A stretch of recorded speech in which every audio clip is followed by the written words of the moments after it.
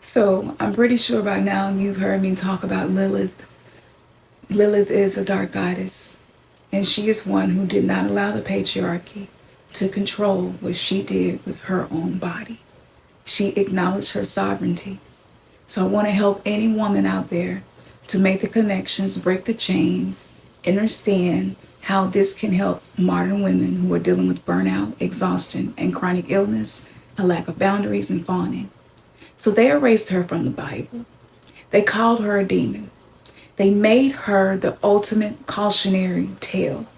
But what if Lilith, the first woman who said no, isn't your warning? What if she's a warranty? See, the divine blueprint for burning down this internalized patriarchy that's literally making us sick. This isn't a mythology lesson. This is a somatic exorcism manual. We're diving into why chronic burnout isn't a personal failure. It's a patriarchal spell, and how the Dark Mother holds the scalpel for the liberation to cut those cords and keep them cut. So first I want to tell you a little background about Lilith. She was the one who was erased, expunged. Ancient Sumeria and Babylon mention her as Lilitu or Ardat Lili, a spirit of the wind and storm that's associated with sovereignty and sexual autonomy. Now, my name, Kamsin, is an Egyptian windstorm. So there are a lot of alignments that I noticed, and you shall if you go on this journey as well. So she was with Adam, and she declared herself to be equal with him. And when he demanded her to submit, she spoke the ineffable name of God and left Eden. She was done. The demonization came in place because her transformation was told to be her stealing children. In Isaiah 34, the patriarchy was rewriting who she was. Her shadow self, they took the resistance she had to submission and made it seem like she was a monster. But she's a reflection of everything the system told you to suppress. Your wild intuition, your equalness, your sovereignty, your righteous rage, and your untamed sexual and creative power. It's yours. It's not anybody else's. See, the patriarchal program us to be hypervigilant, and this is a spiritual disease. I know that we learn to be this way in trauma, but Lilith's sin was autonomy, and the system built to punish the sin runs on a program called hypervigilance. This isn't just anxiety. It's a spiritual state of surveillance, constantly. Now, here's some evidence of this program that you may be running on subconsciously. And it came from the Bible, because it said that we should not be yoked with unbelievers. So we became hypervigilant, always watching to make sure that people we associated with were pure enough. Performative guilt. In the Bible, it asks us to repent, to wash your hands, you sinners, to grieve, to mourn, and to wail, to change your laughter to mourning. This mandates a state of perpetual fervent guilt to prove your devotion. And this is why a lot of us feel guilty when we take care of ourselves now. This program forces you to live in perpetual apology for your existence. Your nervous system never rests. It's constantly scanning for sin. What could I be doing wrong? And it could be something as simple as a natural desire or boundary. This leads to walking on eggshells. That's a fucking syndrome. And in the Dark Goddess Guide that I wrote, a state of spiritualized fear that becomes your baseline is exactly what I identified in myself. Now, the body keeps the score. If you've been with me for a while, we've learned this. But burnout is really a gender-based warfare. See, this isn't metaphorical. The stress from this lived oppression as a woman in the modern world has a biological signature. Even scientific studies show that women's bodies, particularly due to hormonal interactions with the HPA axis, okay, that's your hypothalamus, and it controls your nervous system, we're more susceptible to the damaging effects of chronic stress hormones like cortisol.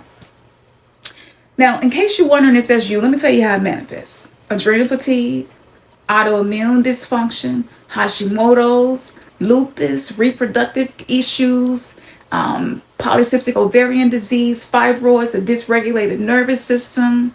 You swing from collapse, freeze, and fawn to being explosive in fight or flight and rage. Your body is quite literally suffering from the poison of the patriarchy. The hatred of the feminine, symbolized in Lilith's demonization, is now a pathology living in our tissues. This is the great unfucking. Lilith's alchemy taught me how to be sovereign. So I'm going to introduce you to a protocol. I want to share some of that with you. Healing requires more than affirmations. It requires a great unfucking. This is my unique protocol for working with the dark mothers. You must mother your own shadow using a divine archetype as your guide. The triad of alchemy would be the spiritual guide being Lilith. You don't just pray to her. You invoke her consciousness. You call on her. How would Lilith hold this boundary? How would she move through this fear? Number 2, the somatic release. You perform targeted exorcisms like the hip release practices to evict the frozen hypervigilance from your fascia, which is your connective tissue. You scream, you roar, you breathe, you physically discharge this program from your body. And number 3 is the embodied wisdom. You stop trying to heal in quietness and meekness, and you learn to embody Lilith's untamed sovereignty in your decisions, in your fucking voice, in your creative acts, and in your rebellious rest. Now, this ain't just bypassing what I'm teaching. It's armed rebellion at a soul level. You are replacing the internalized slave driver with the dark mother who says, your rage is actually holy, your rest is actually sacred, and your body actually only belongs to you, even if you are in a relationship or married. Absolutely, that is truth. I said it, I stand on this hill, and I will die on this hill. They told us to fear God. They told us that was the beginning of wisdom, but what if fear is just the food? What if the archons, the parasitic systems of control, feed on this low frequency energy of guilt and shame and constantly being hypervigilant? See, Lilith's ultimate lesson is to stop being food. Cutting cords isn't just about toxic people. It's about severing the umbilical cord to the system that raised you to fear your own power. Now, in the coven, this work is in a really deep way that there's no way that I could teach this here. But we go deep into the wounds. And in the Untamed Sister Coven, I give you exclusive somatic practices, the subconscious reprogramming journeys that you can use. And water is one of the main elements that I work with, but also fire. And wind, mental, mind, change your frequency. And so I teach you how to go from survival to sovereignty, from shame to sacred rage, so that you can heal the root, prune the leaves of the patriarchy. Lilith wasn't cast out. She chose freedom over a gilded, sparkly cage. So your chronic burnout is your body's Lilith screaming the same choice. Are you going to listen? Or will you continue to ignore her and wonder why people, men, partners come into your life and they treat you and your needs like you do not fucking matter? If that is the case, the Dark Goddess Guide to Ending Energetic Fuckery is absolutely a manual, one manual that you will not find anywhere else. So this untamed energy that I learned to embrace, I had to go through a lot of decolonization of my mind and deprogramming. It's not vague. It is deep, and it gives you like what you really need. And it's not going to take a whole lot of time. It's quick. It's not the longest book that you will ever read, but it's definitely one of the most transformational ones. It's not going to teach you how to bypass. It's not going to teach you toxic positivity. It's going to teach you to sit in the things that are uncomfortable and learn how to pull gold out the shadows as you reparent the inner child that never learned to feel safe with a dark mother that you learn to invoke to assist you. I'll see you in the next video. And for those of you who are really ready to do this work, I'm going to see you in the coven. Know that I will continue to upload things. I am downloading this information and uploading it directly to the coven. This information will never be put anywhere else. These are not spells that you can find in books, affirmations, meditations, none of that.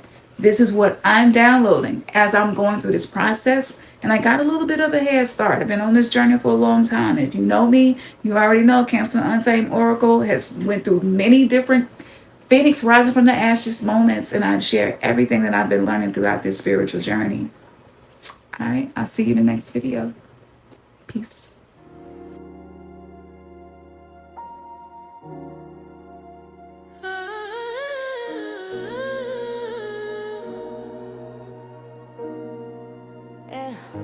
Higher, I take you higher.